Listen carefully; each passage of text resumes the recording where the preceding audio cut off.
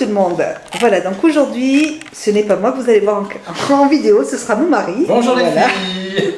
Et les garçons, excusez-moi si je suis un peu gêné, c'est la première fois que je suis filmé. Voilà. Donc, on m'a demandé de présenter un petit peu la recette de la tambouille aux fruits de mer. Voilà, c'est une grosse tambouille aux fruits de mer. Voilà. Donc, je le fais avec grand plaisir parce que, enfin, c'est pas moi qui le fais, je vais vous montrer ce que mon mari fait parce que c'est lui qui prépare ça. C'est délicieux et c'est très facile à faire, c'est vraiment un pur bonheur. Alors, sur la table, il y a du chorizo. On a acheté du chorizo un entier fort. Alors, bien sûr, on a enlevé la peau autour du chorizo et on a coupé des petites lamelles. Mon mari a épluché du persil, donc persillade. Voilà. J'ai mis une tête d'ail entière, voilà. Ensuite, il y a à côté là-bas des coques. Donc mon mari a acheté, il y a à peu près 1 kilo. Un petit kilo de coque, voilà. Ici, vous avez des noix de pétanque, c'est des noix de Saint-Jacques. Des noix de Saint-Jacques. Vous pouvez prendre des noix de pétanque. Voilà. Des noix de Saint-Jacques. Vous pouvez mettre ce que vous voulez, ce qui est bon. De choses. Voilà. Essayez d'y prendre frais. Là, c'est des lamelles d'encornet. Voilà. C'est très très bon, cru. Donc c'est frais, c'est très très bien. Vous avez des langoustines. Ah oui, des langoustines, il faut vraiment mettre. Plus c'est possible, c'est toujours mieux parce que le jus de la langoustine va sortir. Ah oui, et puis ça parfume énormément le plat. Vous avez des moules fraîches, pareil, le jus va parfumer. Voilà. Des gambas crues que l'on va cuire, voilà. Bien sûr.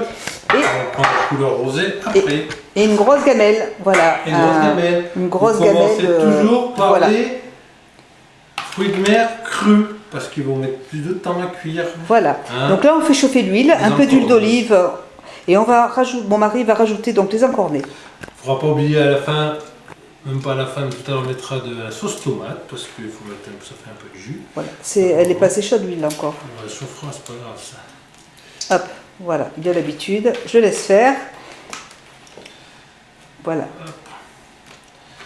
Donc, les encornets. On les met. Sachant que les moules et les coques seront tout à la fin, ainsi que le persil, là, évidemment, pour pas que ça brûle.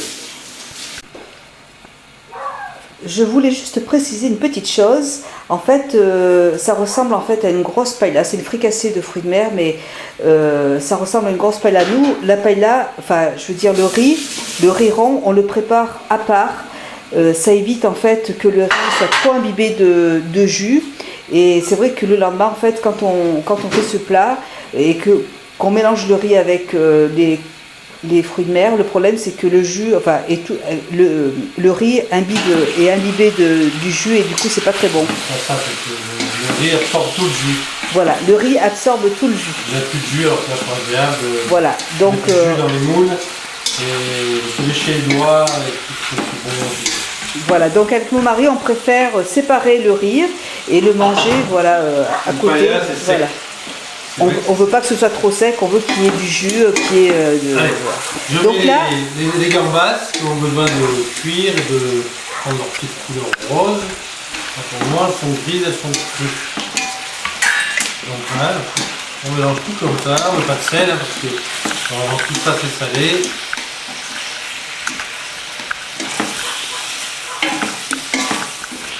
Et ça cuit assez vite. Hein.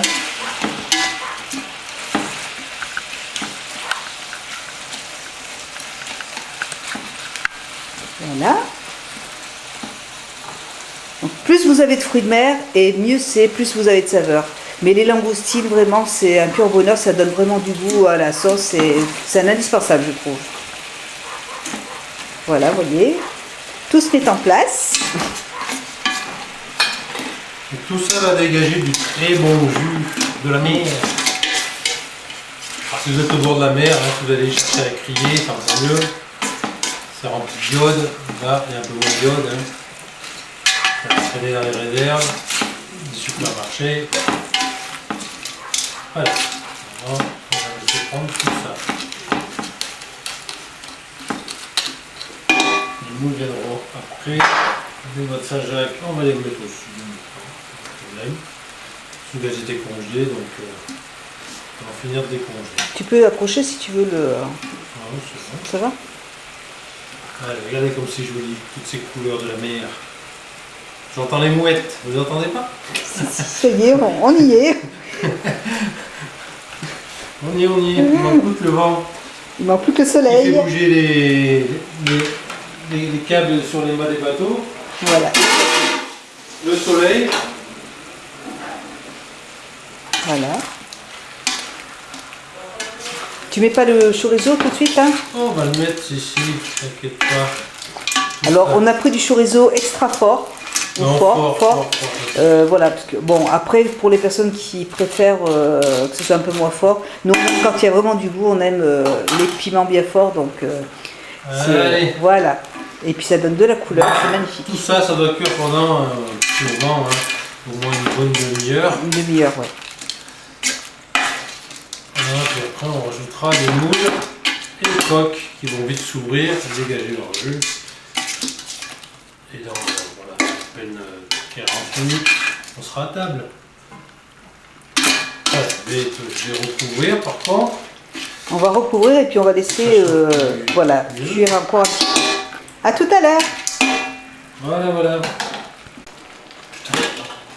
Voilà, donc là ça cuit depuis combien de temps maintenant? 20 minutes? 20 minutes. 20 minutes, une demi-heure, voilà. Donc là, on va rajouter désormais la voilà, tomate. Voilà. Alors l'idéal, c'est la tomate en fraîche. Bon, on n'a pas eu le temps, là, il m'en reste une petite, je vais la couper. Mais bon, une tomate en boîte, ça va très bien aussi. Si vous mettez une tomate fraîche, il faut les mettre avant pour qu'elle cuise un peu plus longtemps. Donc tomate pelée, tu mets 2 boîtes? 2 petites boîtes? On va voir. On se rend compte non. Ça sent super bon. Voilà. Hop. Tomate pelée. Ça devrait suffire une petite boîte, mais on va voir. Donc là c'est un... je sais. Là, c'est un plat pour 4, 5 personnes, 5, 6 personnes. Nous, enfin, c'est tellement bon qu'en général... ouais, on en remange le lendemain. C'est pour ça qu'on fait vraiment un gros plat. Mais voilà, c'est délicieux. Ouais, ça va prendre un peu le goût de la tomate. Là, je vais en mettre voilà, un petit peu plus. Je ne vais pas mettre les deux entiers. J'en rajoute un petit peu. Allez, voilà. Un de plus. Ça suffira bien. Voilà. Et après, le reste, tu le mets quand? Et ben on va laisser on va laisser un petit peu. On peut presque, on va même mettre le reste désormais. On va mettre les coques, on va tout mettre. On va tout mettre. Donc les coques. Il restera que le persil là. Il y a la voilà. Donc les coques. Hop. Les coques qui vont dégager de l'eau, bien sûr. Et les moules. Les moules. Voilà. Voilà. Tout ça, donc on va tout laisser. Donc vous m'en reparlerez. Regardez-moi ça. Pas besoin d'aller voir la mer. Ah bah. Plaisir. Donc on va y aller quand même. Hein. C'est un plat délicieux. Voilà. Que donc voilà. Donc là, on laisse cuire encore 10 minutes. Oh, 10 minutes, ouais, à peu près. Ouais, il faut que les moules et les coques s'ouvrent et qu'elles soient cuites. Voilà. Et à la fin, on rajoutera le persil. En attendant de vous retrouver, on va boire l'apéro. Voilà. On va faire des petites crevettes au champagne. Oui. À tout à l'heure. On fait le BTS de notre grand. Voilà, le BTS de notre grand. Donc, on va se déjanter. À tout à l'heure. Allez, chin chin. Donc. Ah. Je peux pas rallumer, on va remettre là maintenant. Ah, attends. On dit qu'il est 48 minutes. Allez, merci. Ah, j'allume. C'est bon?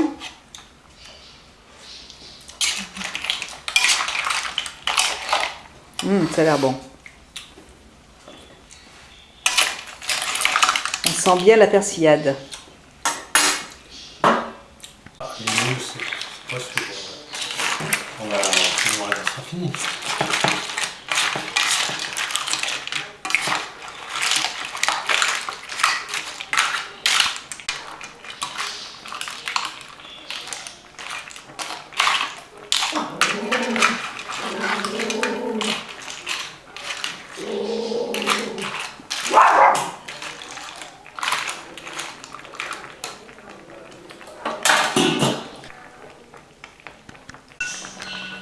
super vidéo.